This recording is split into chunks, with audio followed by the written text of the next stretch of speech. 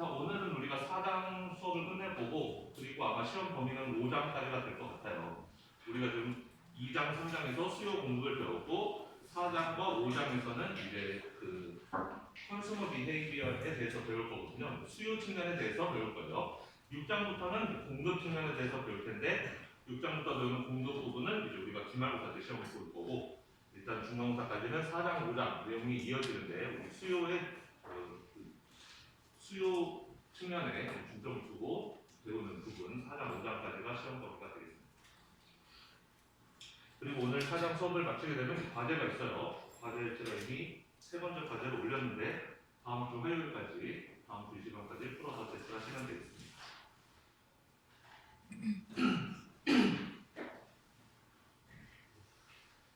자, 그러면 수업 시작하겠습니다. 일단 지난 시간까지 계속 지금 그 무차별 곡선에 대해서 배워왔어요. 효용의 무차별 곡선에 대해서 배워왔고, 그 효용의 무차별 곡선이 이런 식으로 생겼다.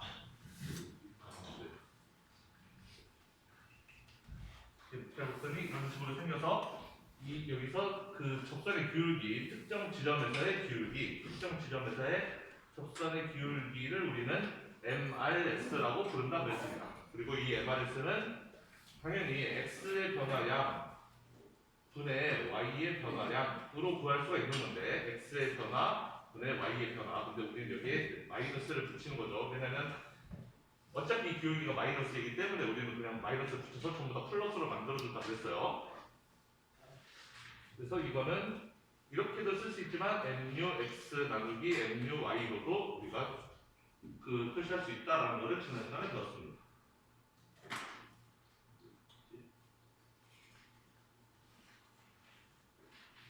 네, 여기였었죠. 맨 밑에 MRX, XY는 결국 MUX 나누기 MUY로 표시할 수도 있고 따라서 우리가 가로축이 X고 세로축이 Y로 놓고 좀 하고 있는 거거든요. 여기는 지금 기울기가 큰 거죠. 여기는 MRS가 지금 큰 거예요. 기울기가 크니까 여기는 MRS가 작은 것이고 여기는 기울기가 작으니까 MRS가 작으죠. MRS는 다시 말하지만 MUX 나누기 MUY라고 했어요. MUX 나누기 MUY라고 했는데 자, MRS가 좀 크죠. 기울기가 크니까 여기서는 기울기가 큰 거예요. 그럼 이 기울기 값이 크다. 이 값이 크다라는 것은 MUX는 크고 MUY는 작다라는 뜻이 되는 거죠. 분수니까. 분수값이 이 값이 크다. 이 기울기가 큰 것, MRS가 이 기울기를 의미하는 건데 기울기가 크다라는 것은 이 값이 크다라는 걸 의미하고 값이 크다는 거는 분자는 크고 분모는 작다라는 걸 의미하는 거예요. 작은 거 분의 큰 거니까 숫자가 큰 거죠. 자, 따라서 이 지점에서는 지금 MUX가 큰 거예요. MUY는 작고 MUX가 의미하는 건 뭐냐면 내가 X 하나를 더 소비하면 내가 얻게 되는 효용이 MUX예요. 나는 지금 X를 하나 더 먹었을 때 효용이 Y를 하나 더 먹었을 때 효용보다 훨씬 더 큰 거예요. 지금 나는 X를 좋아하는 상태라는 거예요. 지금 자, 내가 왜 지금 X를 좋아하는 상태냐? 지금 X는 나는 적게 먹고 Y는 많이 먹고 있잖아요. 지금 현재 나는 Y를 많이 먹고 있고 X를 적게 먹고 있기 때문에 그만큼 X를 더 원하는 거예요. 반대로 여기서는 MRS가 기울기가 좀 작은 거죠. 기울기가 작다는 것은 역시 MUX분의 MUY가 작다. 이 값이 작다라는 것은 뭘 의미하느냐? 얘가 MUX는 작고 MUY는 크다라는 걸 의미해요. 큰 거분의 작은 거니까 당연히 숫자가 작은 거죠. 지금 나는 Y를 하나 더 먹는 게 X를 하나 더 먹는 것보다 더 좋은 거예요. 왜? 나는 지금 X는 이미 충분히 많이 먹고 있고 Y는 적게 먹고 있잖아요. 이런 상태에서는 X는 이미 많이 먹었으니까 나는 Y를 좀 더 먹는 걸 선호한다. 그래서 우리가 그 인디퍼런스 커브의 기울기가 이런 식으로 기울어져 있는 거는 우리는 한쪽 극단으로 가기를 원하지 않는다. 이미 X를 많이 먹고 있는 상태에서 X를 더 먹고 Y를 줄이는 것보다는 X를 줄이고 Y를 더 먹는 걸 우리는 선호하고 여기서도 마찬가지로 X가 적게 먹고 Y를 많이 먹고 있으면 우리는 여기서 더 극단으로 X를 줄이고 Y를 더 느리는 그쪽 방향으로 가는 걸 선호하지 않고 우리는 X를 더 먹고 Y를 덜 먹는 걸 선호한다. 그래서 결국은 이쪽에서 이쪽으로 이렇게 오면 올수록 기울기는 점점 작아지는 거죠. 기울기가 컸다가 점점점 기울기가 작아져서 이렇게 오게 될 텐데 기울기가 작아진다는 건 뭘 의미하느냐? 여기서 이쪽으로 오면 올수록 X에 대한 한 선호는 점점점 줄어들고 Y에 대한 선호는 점점 더 늘어난다. 여기 있을 때만 해도 x가 엄청 좋았죠. x를 많이 먹고 y를 조금 먹는 게 좋았었는데 가면 갈수록 오른쪽으로 가면 갈수록 x는 점점 늘어나고 y는 점점 줄어드는 거죠. 이쪽 방향으로 가면 갈수록 이쪽 방향으로 가면 갈수록 mux는 점점점 작아지고 muy는 점점점 커지게 되죠. 그래서 결국 여기까지 오게 되면은 mux는 아주 작아지고 muy는 아주 큰 값이 되는 거죠.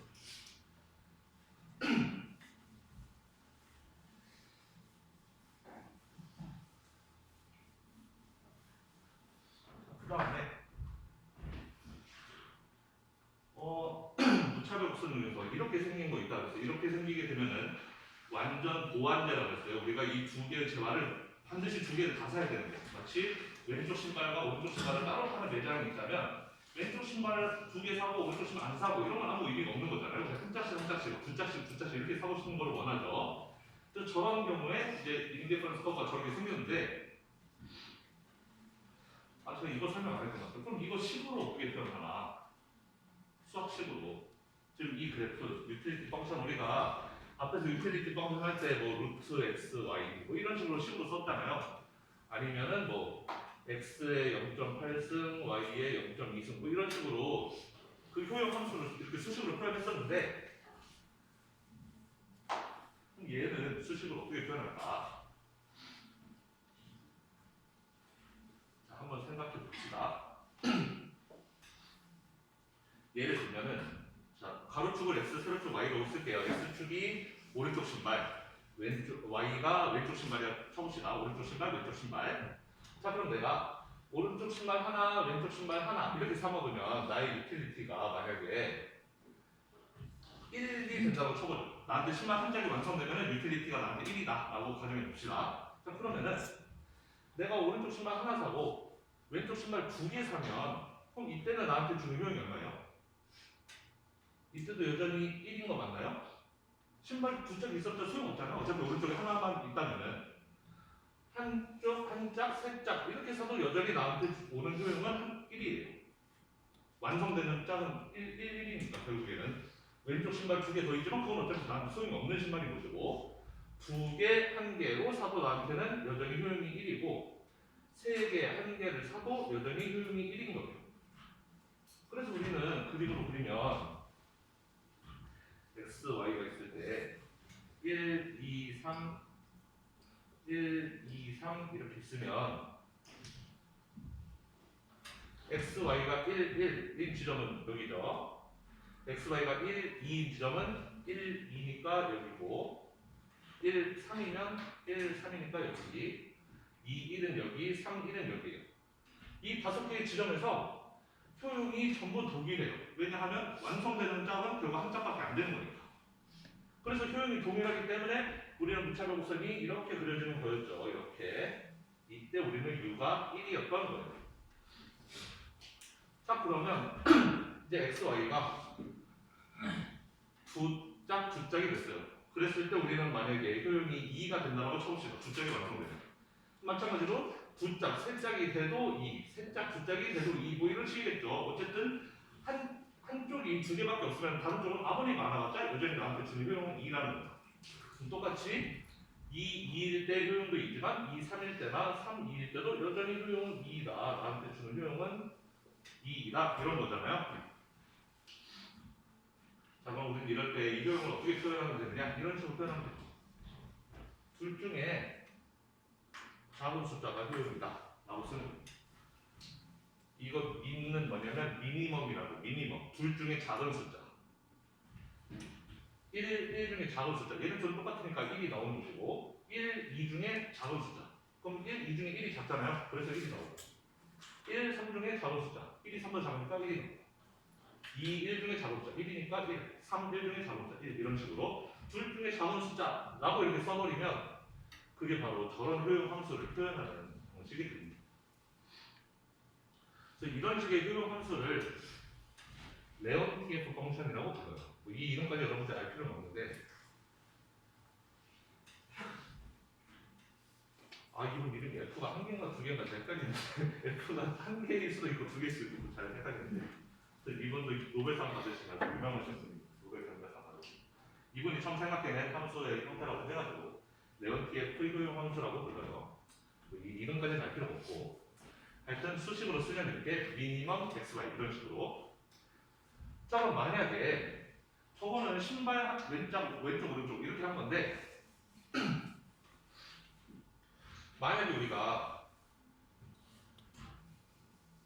자동차를 살 때 자동차 회사에서 그럴 일은 없겠지만 자동차 회사에서 타이어 안 판다고 쳐봐요. 타이어 빼고 차만 파. 그럼 우리는 타이어를 따로 사야 돼요. 예를 들어서 차 회사에서 타이어 뺀 차만 딱 주는 겁니다. 타이어는 네가 알아서 내가 가져세웠다 이렇게. 그러면 우리는 차 한 대를 완성하려면 차 한 대당 타이어 4개를 사야 되는 거잖아요. 그래야만 차 한 대가 완성되죠. 나는 차 한 대랑 타이어 4개가 있어야지 비로소 효용이 1로 이렇게 완성이 되는 거예요. 차가 2대 있어봤자 타이어가 4개밖에 없다면 여전히 나의 효용은 1인 거죠. 차 한 대밖에 완성 못 시키잖아요. 타이어 4개 가지고. 그렇죠? 또 반대로 차는 한 대인데 타이어가 8개다? 그래봤자 나한테는 어차피 1이라는 효용이 주어지는 거죠. 타이어가 많으면 뭐 차가 한 대밖에 없는데. 그렇죠? 자 그럼 이런 경우에는 효용 함수 뭐로 쓰면 될까요? 1, 4일 때 1, 2, 4일 때 1. 또 해볼까요? 어떻게 하면 되지? 3, 4일 때 또 1, 4, 4일 때 또 1. 뭐 이렇다면은 효용 함수 뭐라고 쓰면 될 것 같아요?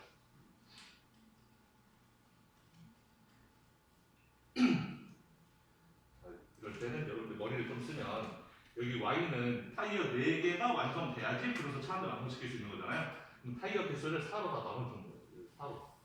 어차피 4짝이 되어야지 하나를 완성시킬 수 있으니까. 그럼 이 값들이 다 1, 1, 2, 1, 1 이렇게 되는 거죠. 그럼 타이어는 4짝이 있어야지 나한테 효용 1을 갖다 줄 수 있는 거니까 미니멈 이렇게 쓰면 되는 거죠. X랑 4분의 Y 따로 쓰면 되겠죠. 그러면 1과 4분의 4 중에 작은 거 1, 2와 4분의 4, 4분의 4는 1이니까 2와 2 중에 작은 거 1, 1과 같이 4분의 8, 1과 2 중에 작은 거 1, 뭐 이런 식으로 생각하면 되겠죠. 여러분들이 미니멈 x, 4분의 y 이렇게 써도 되고 아니면은 결국 이 효용 값은 이 숫자는 별로 중요한 게 아니라 그랬잖아요. 우리가 예전에 오디널과 카디널 배웠었죠. 우리 효용이 얘가 얘보다 크다 이것만 알면 되지 그 효용이 정확히 얼마다 이거는 그렇게 중요한 값은 아니라고 했어요. 따라서 이렇게 써도 되지만 그냥 미니멈 4x랑 y 이렇게 비교해도 상관없는 거예요. 여기가 얘네들을 4로 나눈 것이 아니라 얘네들한테 전부 다 4를 곱해가지고 그렇게 해도 사실 상관없습니다. 이렇게 나타내도 되고 이렇게 나타내도 되고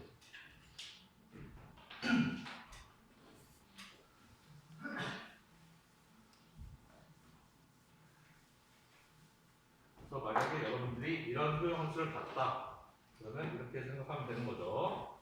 x, y에서 x 1개랑 y 4개 그래서 이렇죠. x 2개면 y는 8개 3개면 12개 이렇게 좀 찍어서 이렇게 가는 이런 식의 함수가 되겠어요. 만약에 효용 함수가 미니멈 x와 3의 y 또는 4x와 y 이런 식으로 되어 있다면 그림을 이렇게 그리면 되겠죠. 만약에 위에 거 방식으로 한다 그러면은 효용이 1, 2, 3이 될 것이고 만약에 이 밑에 식으로 한다 그러면 효용이 4, 8, 12가 되겠지만 사실 우리는 1, 2, 3이든 4, 8, 12든 이건 별로 중요하지 않다고 그랬어요. 그냥 8이 4보다 크고 12가 8보다 크면 얘가 얘보다 크고 얘가 얘보다 큰 것만 알면 됐지 이 둘의 차이가 1이냐 4냐는 별로 중요하지 않다고 그랬습니다. 그렇기 때문에 효용 함수를 이렇게 써도 상관없고 이렇게 써도 상관없다는 거죠.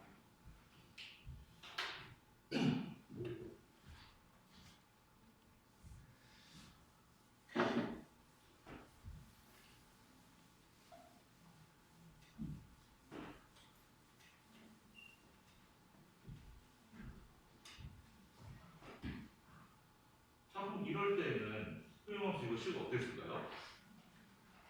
3원스 토티아 칩하고 12원스 토티아 칩이 있어요. 우리말로 치면은 새우깡 작은 봉지랑 새우깡 큰 봉지가 있는 거예요. 새우깡 어차피 많이 먹을 거라면 굳이 작은 봉지, 큰 봉지 가릴 필요 없잖아요. 아무거나 사서 먹으면 되니까. 그래서 얘는 둘은 완전 대체제라는 거예요. 둘 중에 아무거나 써도 상관없는 거라는 거죠. 근데 3원수짜리 4개 사는 거랑 11원수짜리 하나 사는 거랑 효용이 동일해야 될 거 아니에요? 3원수짜리 4개 3, 4, 10이니까. 그래서 이렇게 1대 4의 기준으로 서로 완전 대체가 가능한 경우, 그러면 지금 그 그래프로 보면 저렇게 나와 있대. 그럼 그럴 때 효용함수 식은 어떻게 쓰느냐? 가로축을 x, 세로축을 y라고 보면, 그럼 여러분들은 저거 기울기를 보고 기울기가 4분의 1이니까 그러면 x 4개 먹는 거랑 y 1개 먹는 거랑 효용이 서로 완벽하게 대체된다. 그럴 때 이런 식으로 표현하면 돼요. 4x 더하기 y. 그러면은 저런 식으로 그림이 됩니다. 예를 들어서 이 두 점을 보면은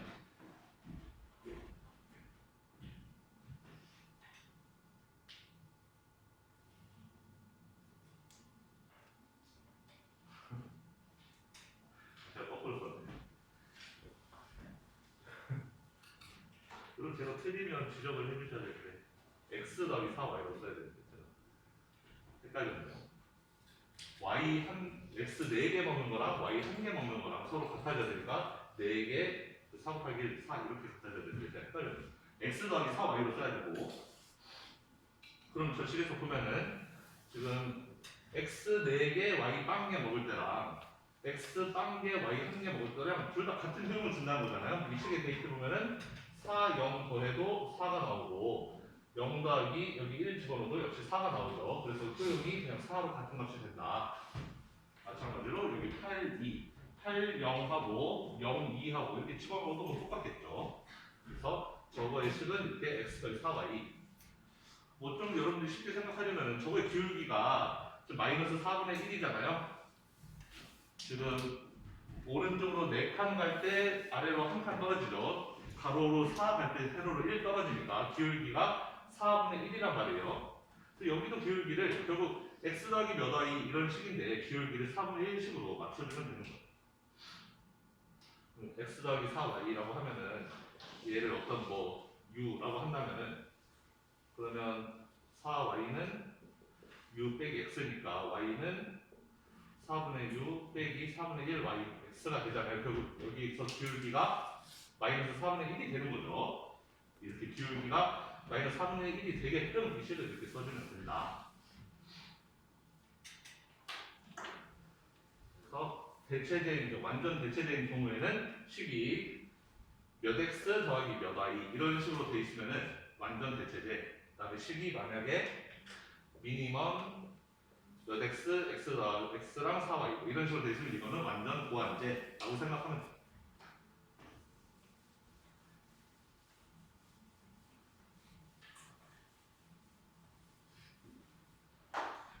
그러면 대충 유틸리티에 대해서는 얘기를 다 끝난 것 같고, 이제는 버젯 컨스트레인에 대해서 이야기해 보겠습니다.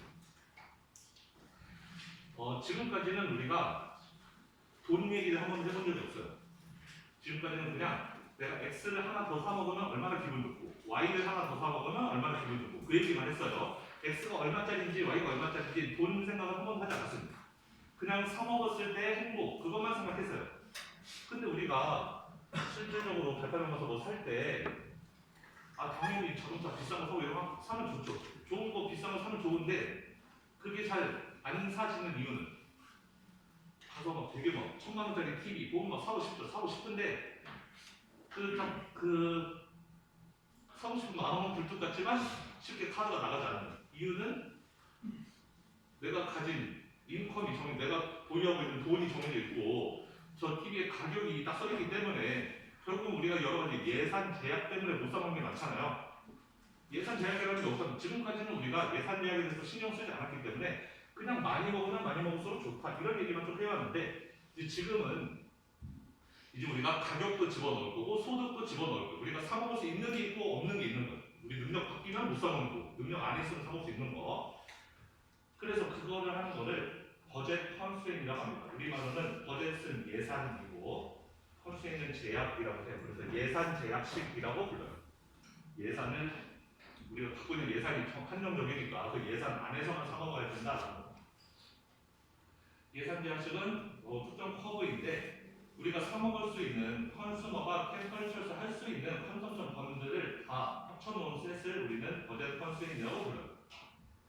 네, 우리가 가지고 있는 소득을 전부 다 사용했을 때 사먹을 수 있는 거를 예산 제약식이라고 하고, 일반적으로 우리가 앞에서 지금까지 배웠던 무차별 곡선, 인디퍼런스 커브와 함께 같이 그립니다. 그래서 그 둘을 결합하는 게 대단히 중요해요. 우리 4장에서 배우는 내용은 사실 맨 처음에 배우는 게 인디퍼런스 커브였어요. 무차별 곡선. 그 다음에 배우는 게 이거예요. 버젯 컨스트레인. 그 다음에 배우는 건 얘네 둘을 결합하는 거. 이렇게 배우는 거죠. 우린 지금까지는 얘를 배웠어요. 인디퍼런스 커브라는 게 뭔가, 효용이라는 게 뭔가를 배웠고, 이제 지금부터 배울 내용은 이걸 배울 거예요. 예산 제약식. 우리가 이제 가진 돈으로 사먹을 수 있는 게 어디까지인가, 그걸 배워가지고 제일 마지막에 해야 되는 가장 중요한 부분은 이 둘을 결합하는 거. 그럼 우리가 사먹을 수 있는 예산 제약 안에서 뭘 먹어야 제일 행복할까? 그걸 찾아야 되는 거. 그게 제일 중요한 거예요. 우리는 지금 3단계로 배우고 있는 거예요. 얘는 지난주에 수업을 다 끝냈고, 오늘은 이제 이 부분과 이 둘을 결합하는 부분을 배울 겁니다.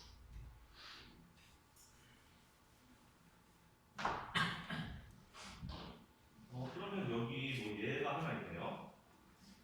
우리의 인컴이 50이고, 맨 밑에 글자만 보면 50이고, 그 다음에 라떼가 하나에 $5, 그 다음에 브리토가 한 개에 $10라고 쳐봅시다. 라떼를 X라고 하고, 라떼를 가로축이니까 X라고 하고, 브리토를 Y라고 할게요. 자, 그러면은 X의 가격은 $5예요. PX라고 쓸게요. X의 가격을. P는 프라이스니까 P라고 쓸게요. PX는 $5. 라떼는 한 컵에 $5. 그 다음에 브리토의 가격은 Y니까 $10라고 쓰겠습니다.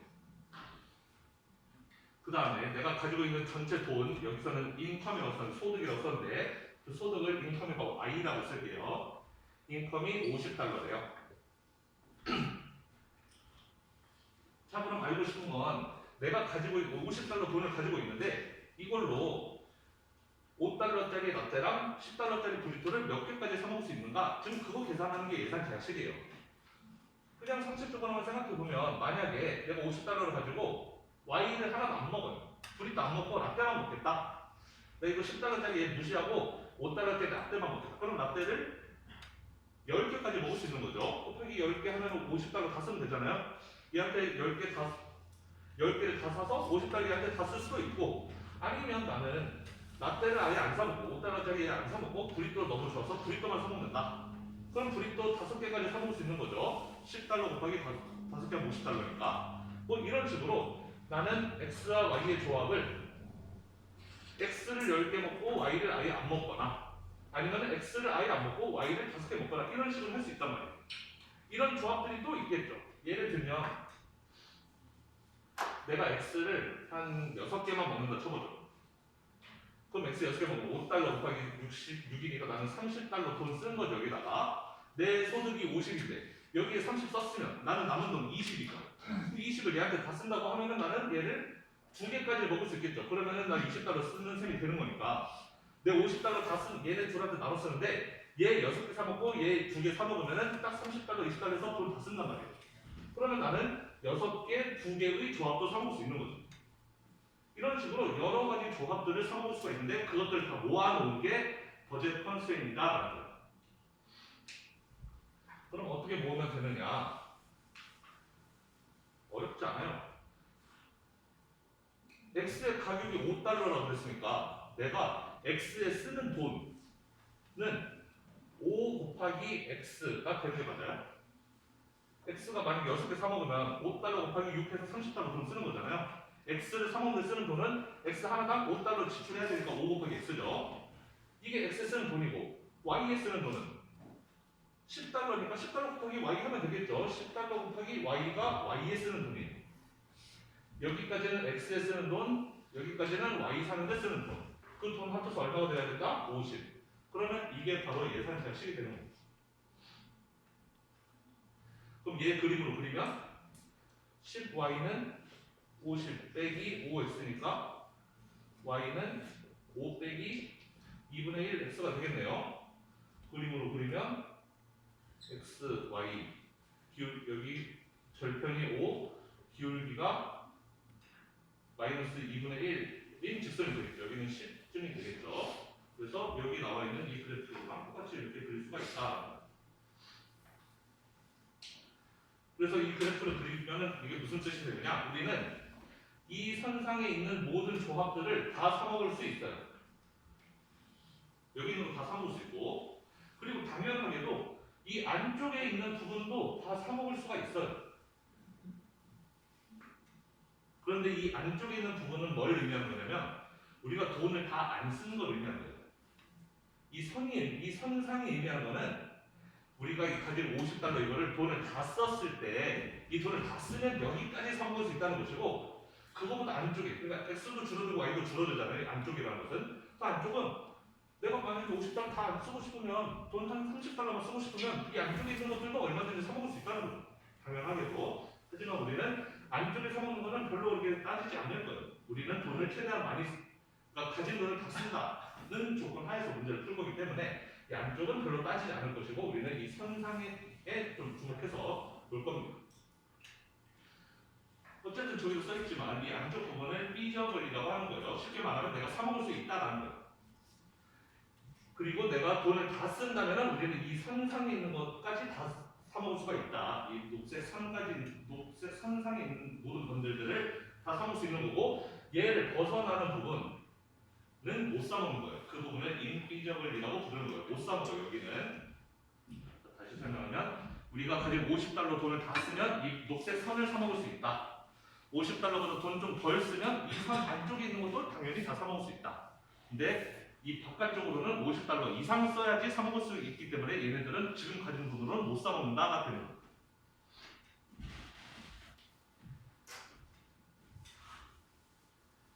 자, 그러면 방금 전에는 얘를 이렇게 5달러, 10달러 이렇게 얘를 드는 거고, 그럼 우리가 일반적인 식으로 표현하면, 일반적인 식으로 예산 제약식으로 표현하면 이렇게 되겠죠. x의 가격 곱하기 x의 개수 더하기 y의 가격 곱하기 y의 개수가 내가 가진 전체 소득, 인컴과 같아지면 그럼 내가 사먹을 수 있게 되는 거죠. 아까 우리는 여기 tx에다 5, ty에 10, i에 50 이렇게 집어넣었지만 그 숫자들이 아니더라도 일반적인 형태로 그렇게 쓸 수 있다는 거. px 곱하기 x는 뭐? 내가 x를 사는데 쓰는 돈. py는 내가 y를 사는데 쓰는 돈. x에 쓴 돈, y에 쓴 돈 합치면 내가 가진 전체 돈. 이런 식으로 예산 제약식을 만들면 된다. 그래서 예산 제약식은 이런 식으로 일반적으로 이렇게 직선의 형태가 되는 거예요. 왜 직선 형태가 되냐? py이는 i 빼기 px의 x니까 지금 저기에서는 x를 qx라고 쓰고 y를 qy라고 썼는데 저는 그냥 xy로 쓸게요. 자, 그럼 이렇게 쓰면은 y는 i 나누기 py 빼기 px 나누기 py 곱하기 x 이런 식으로 쓸 수가 있게 되는 거잖아요. 지금 저는 이 식을 쓴 겁니다. 이 식, 이거를 쓴 거예요.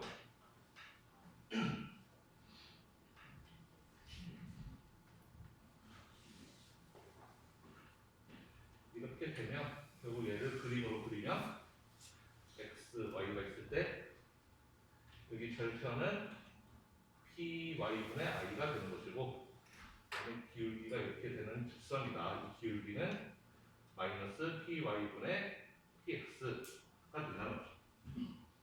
그리고 이 지점은 여러분들 계산해 보면 알겠지만 i 나누기 px가 됩니다.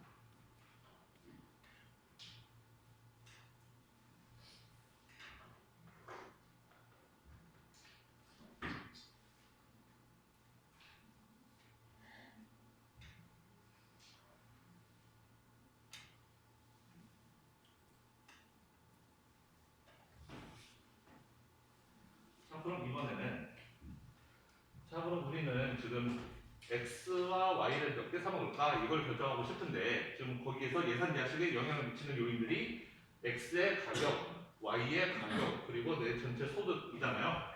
그럼 내 소득이 바뀌었을 때랑 x와 y가 바뀌었을 때 저 예산 제약식 그래프가 어떻게 바뀌는지 그거를 한번 생각해 보자는 거예요. 자, 그래서 첫 번째 더블링 오브 더 프라이스 오브 라떼네요. x의 가격이 2배가 된 경우, 이 식에서 x의 가격이 2배가 됐다. 이 식에서 x의 가격이 2배가 되면 어떻게 되느냐? 그럼 x의 가격 여기 있는데 얘가 2배가 되었다는 거잖아요. 그럼 여기는 그대로 있고 y 절편 그대로 있고 x의 가격이 2배가 됐으면 여기가 기울기였는데 이 기울기가 곱하기 2 되는 거잖아요. y 절편은 그대로 있고 기울기가 이제 2배로 이렇게 2배로 급해지게 내려오면 되는 거예요. 그래서 원래 녹색 선에서 이렇게 빨간색 선으로 바뀌게 된 거죠. x의 가격이 2배가 되면 x를 그만큼 못 사먹게 되는 거예요. 옛날에는 x를 10개까지 사먹을 수 있었다면 이제는 5개까지밖에 못 사먹는 거죠. 가격이 2배로 올랐으니까. 그래서 이렇게 그래프가 안쪽으로 좁혀들게 된다. 자, 이번에는 x의 가격이 아니라 y의 가격이 변했을 때 y의 가격이 만약에 2배로 올랐다. y의 가격이 2배로 오르면 y의 가격은 여기 둘 다 있는데 여기 2개가 있죠. 이 가격이 2배로 올랐다라는 것은 분모가 2배가 됐으니까 이 전체 y 절편이 절반으로 줄어들게 되는 거죠. 여기 분모에 곱하기 2가 되는 거니까. 그래서 y 절편이 여기가 아니고 이제는 여기가 되는 거예요. 절반이 되는 것이고. 그런데 여기 기울기도 보면은 py가 2배 됐으니까 기울기도 절반이 되어야 돼요. 역시 분모 있으니까. 아까는 기울기가 이랬지만 이제는 기울기가 2분의 1로 절반으로 줄어야 되니까 이렇게 되는 거예요. 그럼 결과적으로는 x 절편은 사실상 같아져요. 그런데 그래프의 기울기가 이렇게 가지 않고 이제 이렇게 가게 되는 이걸로 바뀌게 되는 거죠. 그래서 이 녹색 선은 원래의 예산 양식, 그다음에 y의 가격이 2배가 됐다. 그러면 y를 이제 덜 삼게 되는 거예요. 아까는 y를 5개까지 사먹었는데 이제는 돈 다 써도 2.5개 절반밖에 못 사먹게 되는 거죠. y의 기초는 줄어들게 된다. 새로운 예산 양식이 이렇게 바뀌게 된다는 거예요.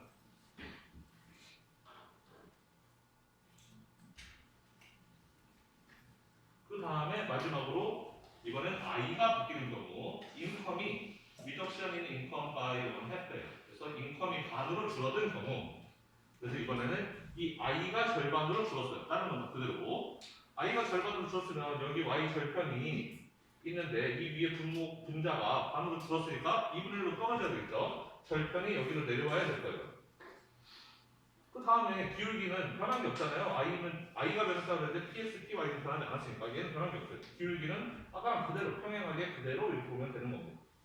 그래서 원래 예산 자식이 여기였다면 이제 내 소득이 반으로 줄었다? 내가 사먹을 수 있는 것도 반으로 확 줄어서 이렇게 된다. 그래서 내가 사먹을 수 있는 게 x로 절반으로 줄고 y로 절반으로 줄어든 거죠. 다 줄어든 거예요. 그래서 이렇게 작아지는 거 평행 이동을 하게 된다. 아마 그렇게 뭐 수학에 좀 자신 없는 학생도 이 부분은 그렇게 이해하기 어렵지 않을 거예요. 아마. 참 몇 가지는 쉬운데 우리 주변에 보면 가격이 딱 한 개당 얼마 이렇게 딱 정해져 있는 경우가 이렇게 아닌 경우들도 가끔 있거든요. 그래서 이렇게 non 스탠다드한 버젯 컨스트레인도 존재해요. 우리 주변에 많이 존재합니다. 편의점 가면 특히 많아요. 내가 콜라를 삼각김밥을 하나만 먹으려고 그러면 하나에 1,000원인데 꼭 나를 망설이게 하는 그 문구가 옆에 하나 써있어요. 2개 사면 1개 더, 2 플러스 1 이런 거 써있죠. 그러면 그때부터는 가격이 애매해집니다. 1개 사면 1,000원인데 이제 2개 사면 2,000원이 아니라 3개 사도 2,000원이거든요. 그러니까 한 개당 가격이 달라지는 거죠. 구간에 따라서. 그런 경우들 많이 볼 수 있는데 이것도 그중 하나예요. 예산 계약식을 그리기가 좀 까다로워집니다.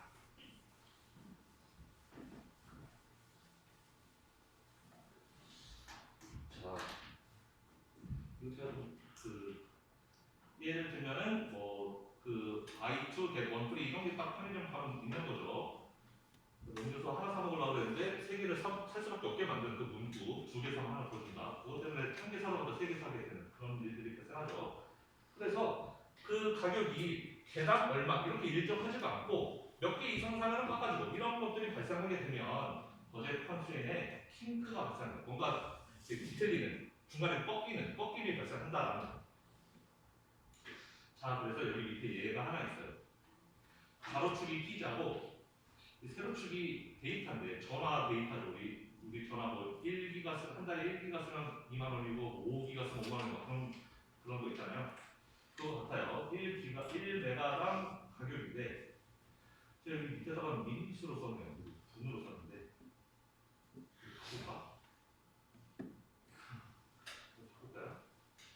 제가 이 책이 예전판은 여기가 데이터가 안 나오고 분으로 되어 있었던 거예요. 핸드폰 1분 쓰는데 이런 식으로 데이터로 한번 바꾸겠습니다. 중요한 건 아닌데 이제는 데이터로 바꾸고요. 데이터로 바꾸고 1분당 0.505달러를 1메가당 0.05달러를 바꿀게요. every minutes를 every 메가바이트로 이렇게 주겠습니다. 미니트를 메가바이트로 이렇게 바꾸면 이렇게 바뀌어요. 이건 좀 신경 써서 했어야 되는데 급하게 되기도 하고. 자, 그래서 자, 나의 소득이 100달러이고 피자는 한 판에 10달러, 그 다음에 데이터는 1메가바이트당 0.1달러 이렇게 되어 있어요.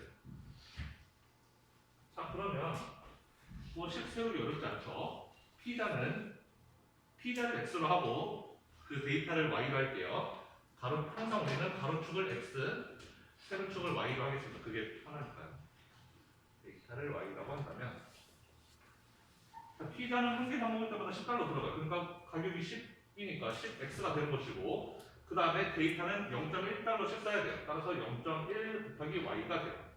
이거 뭐 10x는 뭐? 내가 x 사먹는데 쓰는 돈. 피자를 내가 만약에 3판 사 먹었다. 10달러 곱하기 3판으로 30달러 그렇게 되는 거죠. 자, 0.1y는 내가 데이터에 쓴 돈.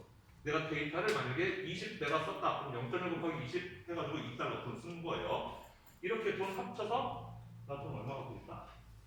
100달러. 나의 인컴은 100달러이다. 자, 그럼 버젯 컨셉이 끝났어요. 그림도 그릴 수 있죠. 저 같은 경우는 이렇게 그리는 게 더 편한 것 같아요. 그냥 여기 y가 없다 치고 y가 0이라고 한다면 그럼 x 몇 개까지 사먹을 수 있나? 10x가 100이 되는 지점 내가 돈 y 안 쓴다고 한다면은 내가 100달러 가지고 x 몇 개까지 사먹을 수 있나? 10개까지 먹을 수 있죠. 10 곱하기 10이면 100이니까 x는 10개. 네, x의 돈 안 쓰면 y는 몇 개까지 먹을 수 있나? 그럼 y의 돈을 100달러 다 쓴다 그러면 y 1000까지 내가 사먹을 수 있죠. y는 1000 까지 내가 사먹을 수 있다. 얘는 줄을 이렇게 이으면 그게 버젯 컨스트레인이 됩니다.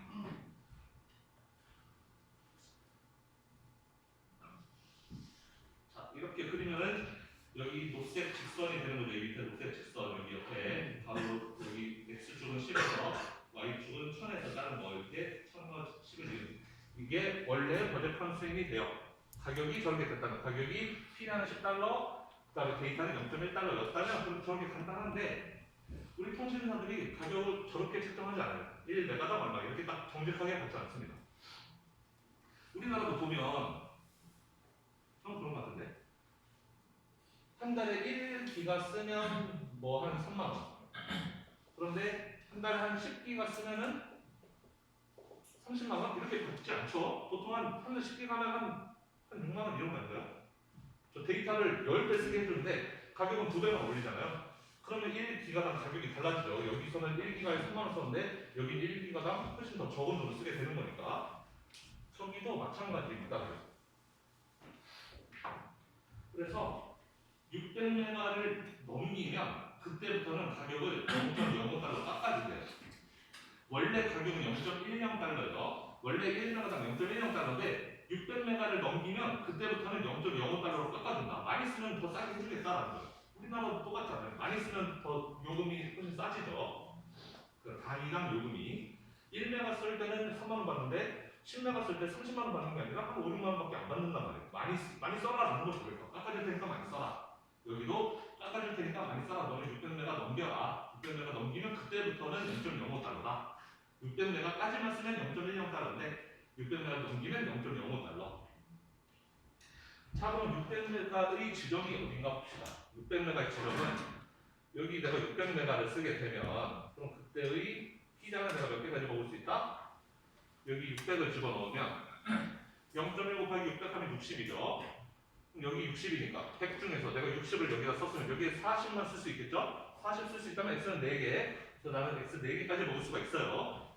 피자 4개 먹고 데이터 600까지 쓸 수가 있어요. 원래의 가격 하에서. 그런데 이제 600메가 이상 쓰게 되면 그때부터는 가격을 반으로 깎아준다. 원래 가격은 0.1이었는데 0.05 반으로 깎아준다는 거예요. 그러면 이 지점부터는 나는 X를 더 많이 쓸 수 있게 되는 거죠. 가격을 깎아줬으니까. 그래서 원래 기울기가 이 정도였는데 이 기울기의 2배로 이렇게 올라가게 되는 거예요. 기울기가 더 이렇게. 그래서 여기서 600에서 1400 올라갔으니까 이제 600에서 800이 올라간 1400까지 쓸 수 있게 되는 겁니다. 예산 제약식이 이렇게 되는 거죠. 예산 제약 그래프가 이렇게 되는 거예요. 이렇게 여기서 직선 그린 거 이렇게 되는 거죠. 600보다 적게 쓸 때는 가격이 이렇게 되고 600 이상일 때는 이렇게 되고. 그래서 이거는 이제 아닌 거가 되는 거죠. 이거는 이제 아닌 거가 되는 겁니다. 예산 제약식이 꺾였죠. 이렇게 꺾여 있어요. 이렇게 꺾인 거가 되는 거예요. 자, 이걸 10으로 표현하면, 자, 이거는 y가 600보다 작을 때 이야기이고, 600보다 커지게 되면 그럼 식이 어떻게 바뀌느냐? 600보다 큰 경우, y가 만약에 600보다 크다면 이제는 1메가당 내가 가격을 0.05만 드리면 되는 거죠. 피자는 여전히 한 판에 10달러예요. 그 다음에 내가 이제부터는 0.05달러를 주고 y를 살 수가 있는데, 근데 문제는 y가 600 이상일 때 내가 그렇게 쓸 수 있다는 거예요. 0.05의 가격이 적용되는 것은 600분 이상부터 내가 601, 602 이렇게 써야지 그 1분, 그 2분에 대해서 0.05달러가 적용되는 거잖아요. 600을 안 넘는 거에 대해서는 0.05달러가 아니잖아요. 0.1달러죠, 여전히. 따라서 y 빼기 600이라고 이렇게 써주는 이유는 600을 넘긴 601, 602, 603 얘네부터 1, 2, 3분당 0.05 가격이 적용되니까 이렇게 써주는 것이고, 그 다음에 나는 이미 600달러 썼을 때, 지금 이미 600을 넘겼다고 우리는 썼었죠. 600을 쓰는 동안에는 0.1달러만큼은 지불했어요. 600을 쓰는 동안에는 0.1달러를 나는 이미 지불한 겁니다. 600분에 대해서는 0.1달러 지분 이미 냈고, 그 다음 600을 넘어가는 601, 602, 603, 1, 2, 3에 대해서만 0.05를 낸다라는 식인 거예요. 이렇게 다 하면 나의 총 재산 얼마? 100 이렇게 된다라는 거죠.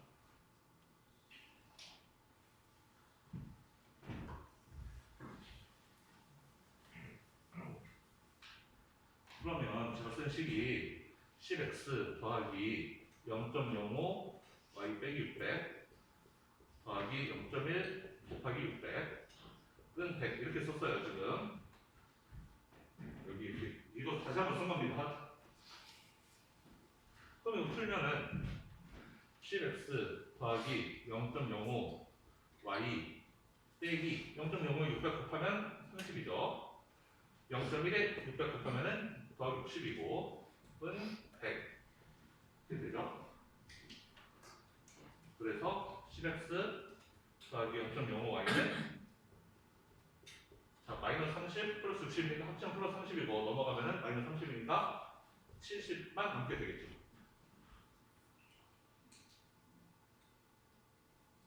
맞나요?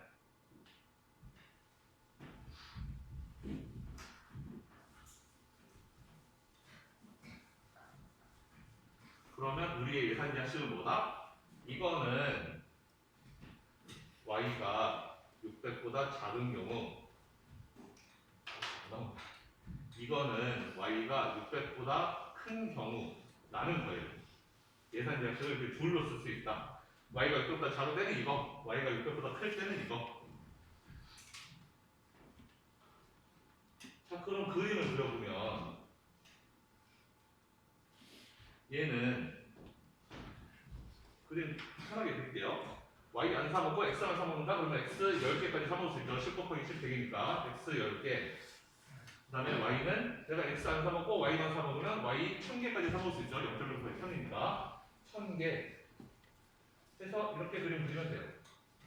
이게 예산 제약식이에요. 그런데 y가 600보다 작을 때예요. y가 600보다 작을 때. 그러니까 600일 때는 얘가 아까 했지만 4라고 했죠. y에 600 집어넣으면 이게 60이 돼가지고 100 중에 60 썼으면 저기 40 쓰니까 x가 4. 자, 우리는 이 식을 그래프로 표현하면 이 파란색 선이 되지만 우리가 지금 이 함수는 y가 600보다 작을 때에만 적용되는 함수예요. 즉 y가 600 이상인 이 부분에는 적용되지 않는 함수라는 거죠. 그렇죠? 저 식을 그리면 그림은 이렇게 이 직선이 되겠지만 이 윗부분 점선 부분은 우리가 안 쓰는 부분이에요. 우리는 y가 600보다 작은 부분만 쓸 거예요. 그러니까 여기는 안 쓴다. 그다음 마찬가지로 얘도 그림 그리면 여기도 똑같이 그림 그리면은 자 내가 y 안 사먹어요. x만 사먹는다? 그러면은 10x는 70, x 몇 개까지? 7개까지 사먹을 수 있는 거죠. x 7개까지 사먹을 수 있고 그 다음에 내가 x 안 사먹어요. y만 사먹어. 그럼 x 안 먹고 y만 먹는다? 0.05 y가 70? 그럼 y는 1400 맞나요? 1400까지 사먹을 수 있겠죠. 1400 집어넣으면 5 곱하기 14에서 70 되잖아요. 그렇죠? 그래서 쟤를 그림을 그리면 이런 그림이 되는 거예요. 이렇게 그림이. 이런 그림이 되는데 얘는 y가 600 이상인 지점에서만 의미가 있어요. 600 이하일 때는 우리는 이거라고 했고 600 이상일 때만 이거예요.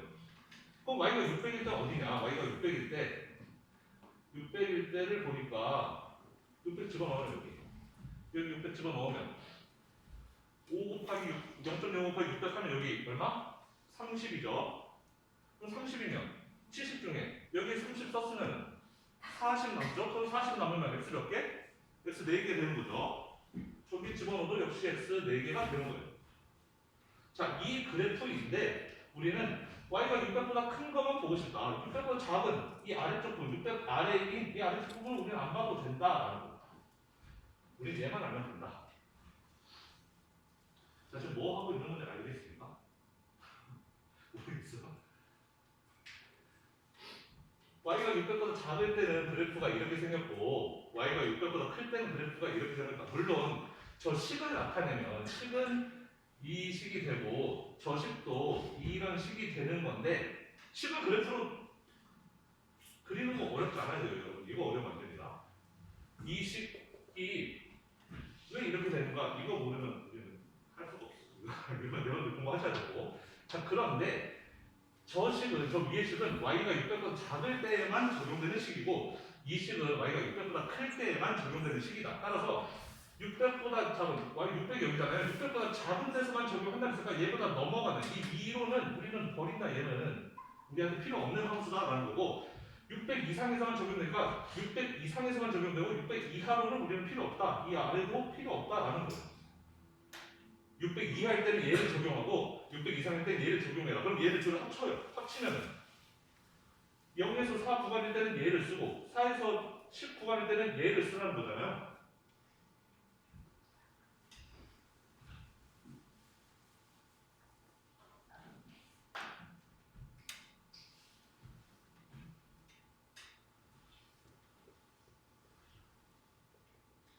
자, 이 두 개의 그래프를 합치면 지금 여기 비어있죠. 얘는 뭐 합칠 게 없어요. 얘는 없고 이 구간 600을 넘는 구간에서는 얘를 쓰라는 거예요. 얘를 갖다 써라. 그럼 604, 600에서 1400으로 올라가면 되잖아요. 여기 1400으로 올라가는 이 그래프를 쓰면 되고 그 다음에 이 구간은 얘는 버리는 부분이 없고 여기 구간에서 600보다 아래 구간에서는 얘를 써라. 얘를 갖다 쓰면 4, 600에서 10으로 가는 이런 그래프를 써라라는 거죠. 그래서 이 그림이 된다.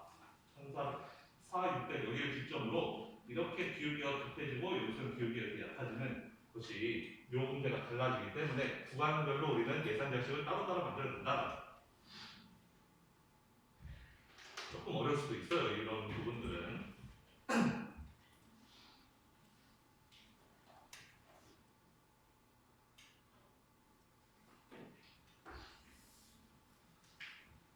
자, 그 다음에 이번에는 퀀티티 리미트가 있는 경우를 봅시다. 그 정부에서 여러분 그 핸드폰 너무 많이 하니까 마치 셧다운제 비슷하게 그 600메가 이상 쓰지 마라. 무조건 한 달 600메가만 써라라고 여기도 붙여줬어요. 이니셜을 그대로 데이터로 붙이고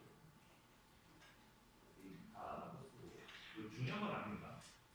근데 메가로 그 600번째 메가 메가비트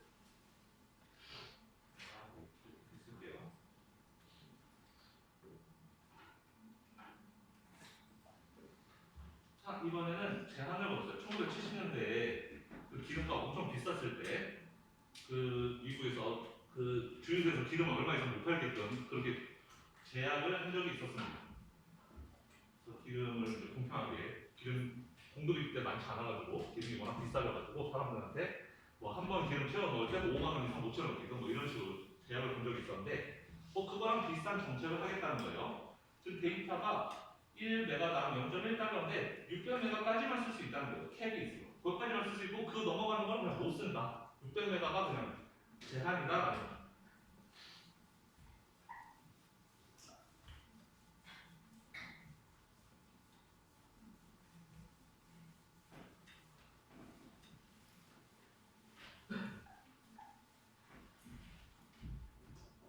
그래서 혹시 똑같이 아까랑 똑같이 적용하면은 피자 한 개당 10달러 더하기 데이터는 0.1달러 그래서 내가 가진 돈은 100 이렇게 되어 있는데 이것도 그림 그리면 아까랑 똑같이 그리면 되죠. 여기 10이었고 여기 1000이었고 그래서 이렇게 사먹을 수 있었어요. 이렇게 사먹을 수 있었는데 정부에서 안돼 너네 Y를 600메가 이상 쓰지 마. Y는 무조건 600메가 안쪽으로만 사용해야 돼 라고 적용하는 거예요.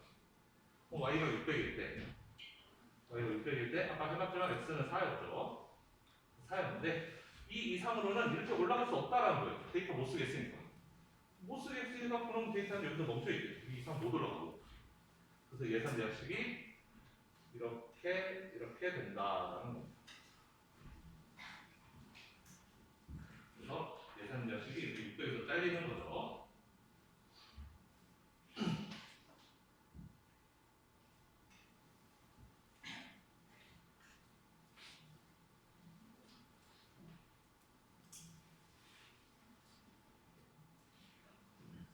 자, 그러면 이제 두 번째 파트 다 했어요. 아까 이야기했죠. 첫 번째 파트는 인디퍼런스 커브 그리는 거, 두 번째 파트는 버젯 컨센 그리는 거, 이제 세 번째 파트가 제일 중요하다고 했어요. 세 번째 파트는 뭐? 그 둘을 결합하는 거라고 했어요. 이제 우리는 컴바이닝 할 겁니다. 유틸리티랑 그리고 이 인컴앤 프라이스 방금 했던 예산 제약식 그 두 개를 결합할 거예요. 결합하면 뭐가 나오느냐? 이 결론이 나와요. 컨슈머의 초이스가 나와요.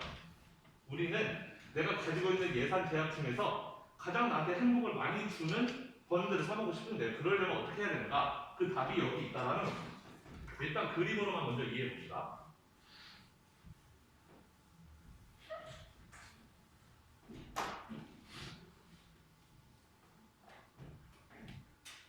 자, 우리는 예산 제약이 있어요. 이렇게 예산 제약식이 있었죠. 방금 전에 배웠어. 버젯 컨스트레인이라는 게 있었죠. 내가 가진 돈 그리고 X와 Y의 가격에 따라서 예산 제약을 그릴 수가 있었어요.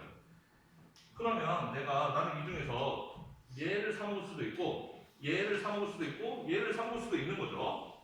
이 중에 아무거나 다 사먹을 수 있어요. 조합을 돼서 X를 좀 먹고 Y를 많이 먹어도 되고 X 많이 먹고 Y를 적게 먹어도 돼요. 그런데 우리는 같은 공간에 효용의 무차별 곡선도 그릴 수가 있다고 했어요. 효용의 무차별 곡선이 뭐였죠?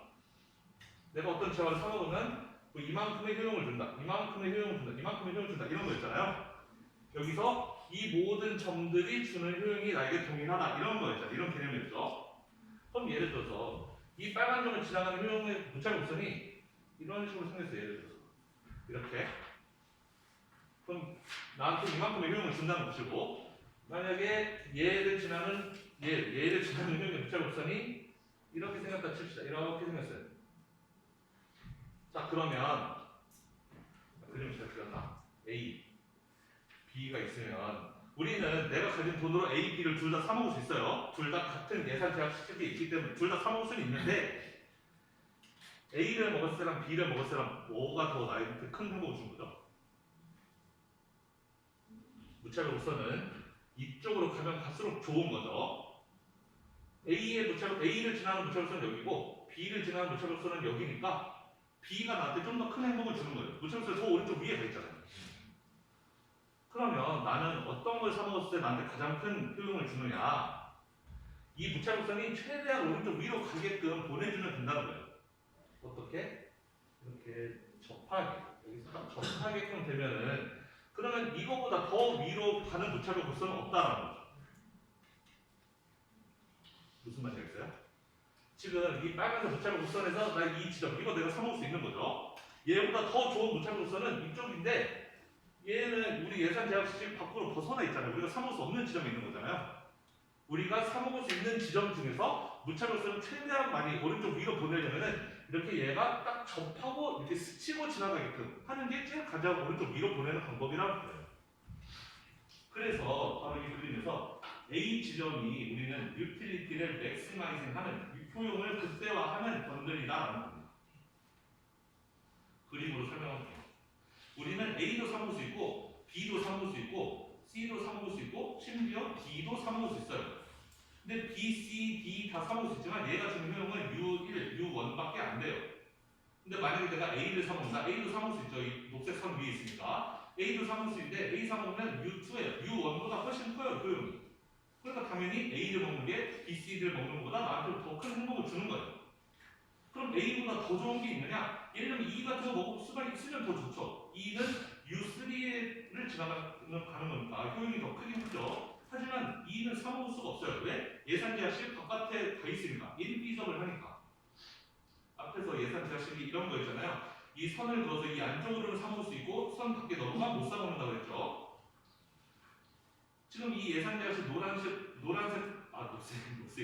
녹색 선을 벗어나면 우리 못 사먹어요. 그러니까 E는 사먹지 못하는 거예요. 나한테 많은 효용을 주지만 쟤는 그냥 그림을 떡에 못 사먹는 거. 우리가 사먹을 수 있는 건 A, B, C 이게 선상에 있는 거 혹은 이 안쪽에 있는 것까지 고려한다면 안쪽에 것도 사먹을 수는 있지만 굳이 먹을 필요는 없고 어쨌든 A, B, C 네 돈을 다 쓴다면 A랑 B, C 다 먹을 수 있지만 B와 C가 주는 효용은 A가 주는 효용보다 작다. 우리는 A를 사먹을 때 효용을 극대화할 수 있다라는 겁니다. 그래서 그 둘의 결합이라는 건 이걸 말하는 거예요. 예산 제약식은 우리가 사먹을 수 있는 한계가 어디인지, 그 다음에 무차별 곡선을 그린 이유는 효용을 최대한 오른쪽 위로 보내려면 어떻게 해야 되는지. 그래서 둘을 결합한다는 게 이 의미인 거예요. 우리가 이거를 수식으로도 풀어볼 건데 아마 이 중에 좀 수학이 딸리는 학생들은 그 수식으로 푸는 개념은 좀 어려울 수도 있어요. 어려워도 시험에 나오긴 나옵니다. 시험에는 나오는데 뭐 시험 여러분들 다 100점 맞는 거 아니니까 나는 수학 못하니까 그냥 포기하겠어 이렇게 생각하지 말고 수학으로 푸는 거 목표도 괜찮은데 이 개념을 이해하는 게 중요하다는 거예요. 그래프에서 이 개념, 예산 제약식이 의미하는 거, 무차별 곡선이 의미하는 거, 왜 이 접하는 지점에서 효용이 극대화되는지 그림으로만 이해하면 수식으로 푸는 거는 못해도 여러분들 사회에 나가서 직장 다니고 하는데 별 그렇게 지장 없을 겁니다. 물론 시험에는 더 나오긴 하지만 중요한 건 개념으로 이해합니다. 자, 그래서 우리는 컨슈머의 옵티마이제이션 프로블럼을 푸는 거예요. 최적화. 여러분들 게임 하다 보면 맨날 최적화 빌드 막 이런 거 있죠. 초반에 어떻게 해야지 막 가장 저만 게임 말고 하여튼 여기서도 최적화라는 말이 나오는 거예요. 내가 가지고 있는 예산 제약 하에서 가장 나의 효용을 극대화시켜 높일 수 있는 그런 걸 보고 우리는 옵티마이제이션이라고 합니다. 그래서 우리가 풀고자 하는 문제는 바로 여기 있습니다. 맥시마이즈 유틸리티 하는 거예요. 우리는 유틸리티를 맥시마이즈 하고 싶어요. 유틸리티를 효용을 극대화하고 싶어요. 그런데 아래에 조건이 있어요. 서브젝트 조건이 있어요. 바로 내가 가진 소득과 그 다음에 그 재화들의 가격. 걔네들이 나한테 제약을 줘요. 나는 너무 행복하고 싶은데 막 테슬라도 사고 막 100인치짜리 TV도 사고 하고 싶은데 제약이 있어요. 내 소득이 많지가 않고 얘네들이 너무 비싸. 그래서 내가 그 가지고 있는 제약 하에서 유틸리티를 맥시마이즈 하기 위해서 어떻게 해야 된다. 이런 식으로 소비를 해야 된다. 라는 겁니다. 한 번도 못 시간이 빨리 갔어요. 자, 그러면 여기서 중요한 식이 하나 도출이 되는데 자, 예산 제약식에 기울기가 있었어요. 기울기. 예산 제약식의 기울기가 뭐였냐면은 우리 여기 나오는데 이 부분이 기울기, 이 부분. 예산 제약식은 tx, x 더하기 p, y, i, y는 이렇게 시작하는 건데 이 식을 y에 대해서 풀었으면은 y는 i 나누기 py 빼기 px, py 곱하기 x 이렇게 되는 거였잖아요. 그래서 가로축에 x, 세로축에 y를 쓰면 얘가 기울기니까 기울기가 px 나누기 py 이게 기울기가 된단 말이에요. 그랬죠? 그런데 우리 무차별 곡선에서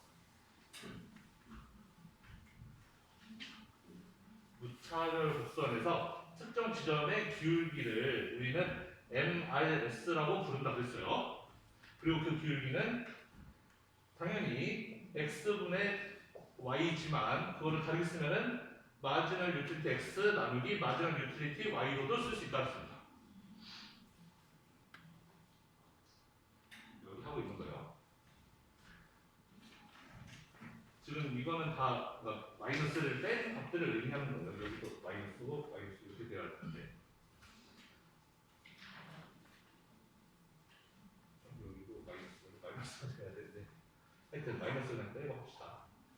그럼 여기도 마이너스 뺄게요. 기울기가 마이너스라는 건 우리가 다 아는 거니까 마이너스 빼고 만 생각한다면은 결국 이 기울기하고 그다음에 효용곡선, 무차별 곡선에서의 기울기는 얘라고 했는데 우리는 이 둘을 결합할 때 어떻게 결합할 거냐면은 무차별 곡선이 이렇게 지나가는 이런 지점에서는 소비를 안 할 것이고 소비를 이렇게 딱 스치고 지나가는 이 지점에서 소비를 할 거잖아요.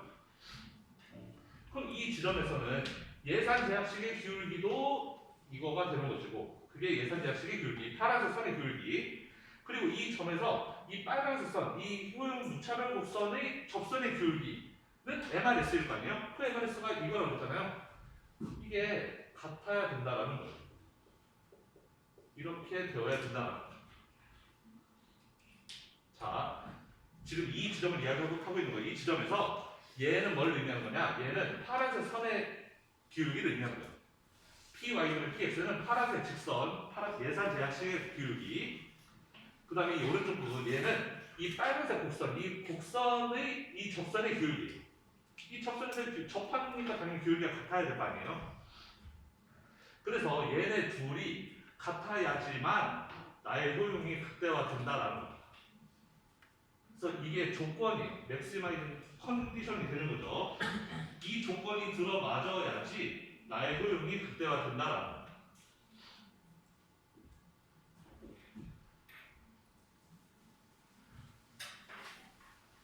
자, 그러면 이 조건이 성립해야 된다고 했으니까 이 식을 조금만 다르게 써보면 얘랑 자리 바꿀게요. px랑 my랑 자리 바꾸면 mux 나누기 px는 my 나누기 py랑 같아야 된다라는 식으로도 쓸 수 있잖아요. 맞나요? 얘랑 서로 자리 바꾼 거죠. 얘 보내고 얘 이쪽으로 오고 서로 자리만 바꾸고 이렇게 쓸 수 있죠. 따라오고 있죠. 안 되는데. 자, 그러면 이 식이 의미하는 거예요. 이렇게 되어야지 우리는 오티마이제이션을 하는 거예요. 지금 그 효용이 극대화를 하고 있는 건데, 자, 이 식의 의미를 봅시다.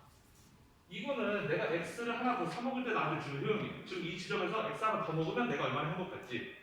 그 다음에 얘 px는 가격이고, 자, 내가 지금 콜라 하나를 더 사먹었을 때 행복하고, 내가 자동차 한 대 뽑을 때 행복하고, 그게 뭐예요? 콜라 하나 사먹으면 당연히 기분 좋고, 자동차도 한 대 뽑으면 기분 좋은데, 자동차 한 대 뽑을 때 기분이 훨씬 더 좋죠. 그렇다고 해서 우리가 그냥 자동차 막 사지 않잖아요. 그 이유는 우리는 그냥 무지성충이 아니라 우리는 가성비를 따지는 레이셔널 한 사람인 거잖아요. 그러니까 얘가 자동차고 얘가 콜라로 쳐보자. 콜라 하나 더 먹을 때 주는 행복, 자동차 하나 더 사 먹을 때 주는 행복. 당연히 자동차 사 먹을 때 행복이 크겠죠. 하지만 그렇다고 해서 우리는 자동차 그냥 사 먹는 게 아니다. 왜? 자동차는 비싸니까 콜라는 싸고. 그래서 우리는 가격 대비 내가 하나 더 사 먹었을 때 주는 행복을 따지는데 그 행복감이 같아질 때, 즉 1달러당 X가 주는 행복과 1달러당 Y가 주는 행복, Y가 추가적으로 주는 행복이 같아질 때 그 지점에서 소비를 결정한다는 거예요. 이게 달라지면 안 된다라는 거예요. 예를 들어서 이게 이렇게 되었다. 그럼 우리는 이 지점에서 소비하면 그건 잘못된 소비라는 거예요. 왜? 나는 1달러당 X가 주는 행복, X를 하나 더 사먹었을 때 주는 행복이 Y 1달러당 그 주는 행복보다 더 크기 때문에 만약에 지금 현재 상황이 이렇다면 우리는 X를 더 사먹고 Y를 줄여야 된다는 결론이 나오게 돼요.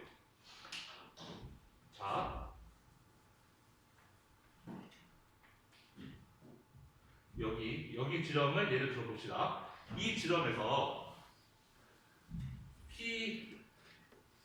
px 나누기 py는 파란색 선의 교육이라고 했죠. 예산 제약 선의 교육이에요. 교육이. 그 다음에 mux 나누기 muy는 빨간색 선의 교육이었어요. 이 선의 교육, 여기 접점에서의 교육, 접선의 교육이 지금 여러분 파란색 선의 교육이하고 이 지점에서의 빨간색 교육의 무차별곡선의 교육이가 뭐가 더 커요?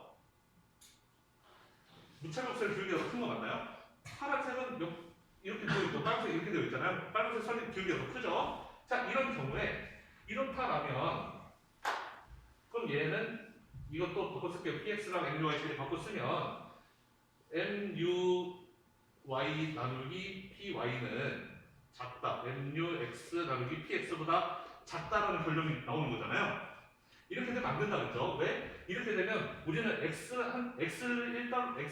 1달러를 더 투자할 때 더 나한테 큰 효용을 주기 때문에 x를 늘리고 y를 줄여야 된다는 거예요. 뭔 소리냐면은 지금 이 지점에서는 나는 행복의 배분이 뭔가 잘못되었다. 나는 지금 x는 적게 먹고 y를 많이 먹고 있는 거잖아. 상대적으로 우리는 행복의 배분이 지금 x를 사 먹으면 배분이 더 높아요. y보다 1달러를 내가 투자했어요. 그러면은 내 예산 제약이 이렇게 파란색 선으로 돼 있을 때 이쪽으로 이동을 해라라는 거예요. 이쪽 이동은 뭐다? x는 늘리고 y는 줄이는 거죠. x를 늘리고 y를 줄이는 행동을 해야지 나의 행복이 더 커지는 거고 그걸 어디까지 해야 되느냐? 이 두 값이 같아질 때까지 해야 된다는 거예요. 그림으로 설명하면 이런 거죠.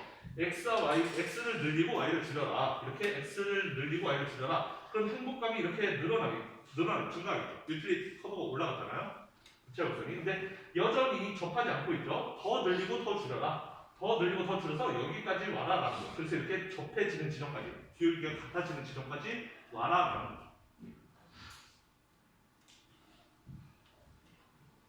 그래서 이게 그거를 의미하는 겁니다.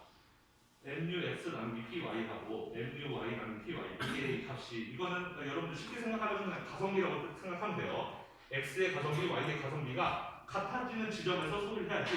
그게 만약에 차이가 난다? 그럼 얘를 더 많이 소비해서 얘의 가성비를 낮추고 얘를 줄여서 가성비를 올려서 이렇게 맞춰야 된다는 거예요. 그게 이거의 의미입니다. 설명할 거 많은데. 자, 그 다음에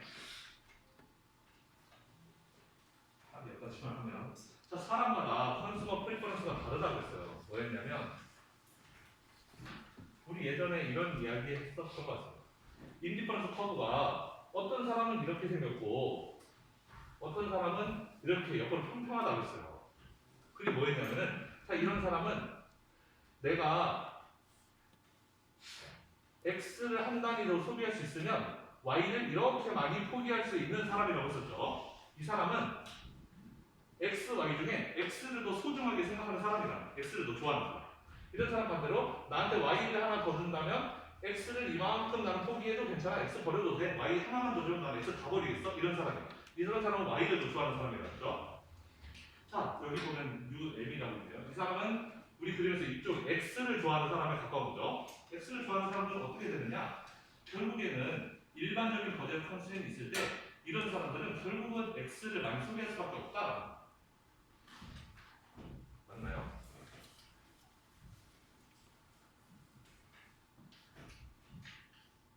예산 제약식이 이렇게 있는데 어떤 사람의 인디퍼런스 커브가 이렇게 생겨먹었다. 굉장히 가파른 교육으로. 그러면 이런 지점에서는 도저히 접할 수가 없고 언제 접하느냐? 가다 보면 아마 이런 지점까지 와야지 여기서 접할 거다라는 거예요. 결국 이 사람은 X를 많이 먹고 Y를 적게 먹게 되는 거잖아요. 그렇죠? 원래 자기가 X를 좋아하는 사람이었기 때문에 예산 제약이 있을 때 자기의 효용의 극대화를 풀어보면 결국에는 X를 많이 먹는 쪽으로 가게 된다.